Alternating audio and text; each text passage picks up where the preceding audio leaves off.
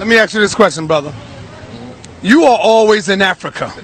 You got the African Day Parade. You don't see the Africans. You got the festival that be going on in Brooklyn, the band festival, the African festival.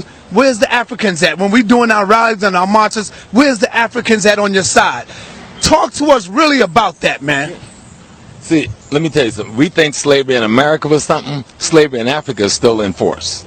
You talking about deaf, blind, and dumb. Don't confuse you because somebody got on some printed cloth that's printed in Holland or India that you're looking at an African cultural expression.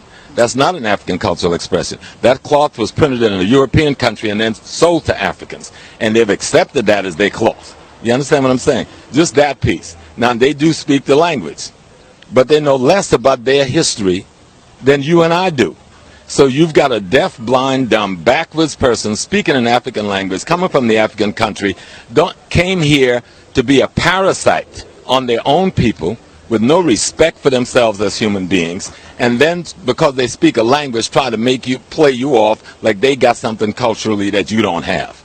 The most culturally enforced African in the world is the African American. Most of the movements that have changed the world that allow all ethnic nations to profit has been our movement.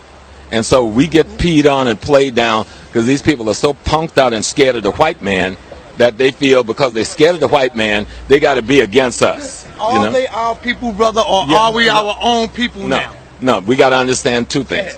We have a race and then we have an ethnic place. Ethnically, we African Americans. Just like a guy from Africa, he can say he's African, but there's no country called African. He's either Nigerian, Ghanaian, Malian, or something. That's his ethnic nation. Racially, we are together, but economically, we may well be enemies. And we have to be clear on that. That our economic enemy is just that. And if you deal with your economic enemy like it's your friend, you're going to be the loser at the end of the day. Now, we raised the question of Pan-Africanism in this hemisphere. You know, we had the brothers from Trinidad, and then you had W.B. Du Bois, and we created this phenomena. But Africa has never created a Pan-African movement. You understand? Africa has never really supported a Pan-African movement.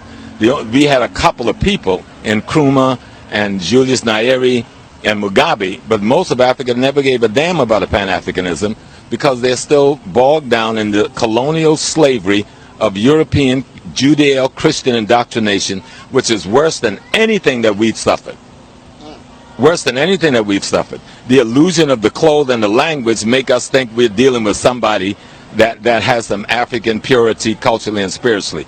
You're dealing with a confused, backwards Christian that love Europe more than they love their own ancestors.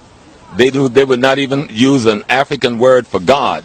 You know, in Ghana, if you talk about being a traditional African, you might get beat down in the street. You understand?